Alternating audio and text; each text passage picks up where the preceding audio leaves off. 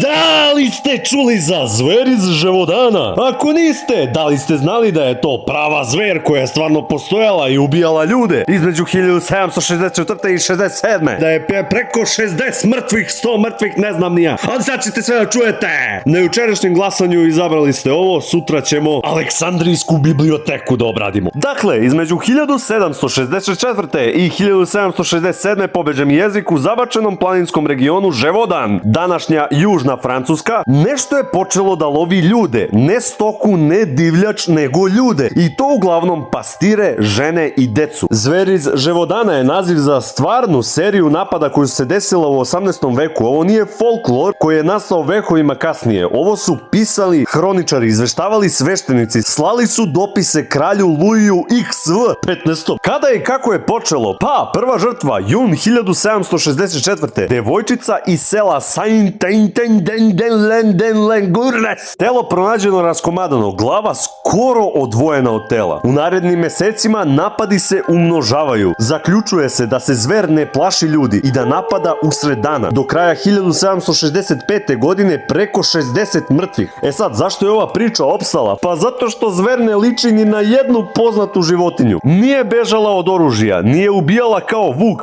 često je ignorisala stoku i napadala isključivo ljude. Ljudi su govorili da je poslata od Boga kao kazna, da je demon, da je đavo u životinskom obliku, da je pakleni pas. E sad, šta je bila ta zver? Pa ni dan danas ne postoji 100% tačan odgovor. Najčešće teorije su ogroman vuk, odnosno prerasli vuk. Francuska je tada imala izuzetno velike vukove, ali vukovi retko napadaju ljude. Čak su mislili da je hijena ili neka egzotična životinja koju su uvezli iz Afrike pa je posle puštena ili povegla. Opis zveri veće je od vuka, telo dugačko, snažno krzno, crvenkasto ili žućkasto, crna linija duž leđa, glava izdužena, velike čeljusti, oči crvene kao krv. Kasnije se uključio i kralj Louis XV i šalje profesionalne lovce, vojnike, stotine ljudi u hajke. I 1765. godine ogroman vuk je ubijen i predstavljen kao zver. Međutim, napadi prestaju, ali samo kratko. Zver se ubrzo vraća. Na kraju 1767. godine lovac Jean Chastel ubija veliku životinju. Legenda kaže da je koristio srebrne metke i pre pucanja se molio. Verovatno je ovo mit, ali priča je ostala. Posle toga napadi zauvek prestaju. E sad, da ne mislite da je ovo neka izmišljena priča ko su bili svedoci, pa preživela deca, pastiri, lovci, sveštenici, vojnici, lokalno stanovništvo, pa čak i sam kralj. Tako da eto, nadam se da ste naučili nešto novo, da sam uspeo ovo da upropastim, da vas ukenjam u gaće. Vidimo se u sledećem klipu. Predložite šta sledeće da userem, komentar sa najviše lajkova dobit će pozdrav. Ajde, vidimo se!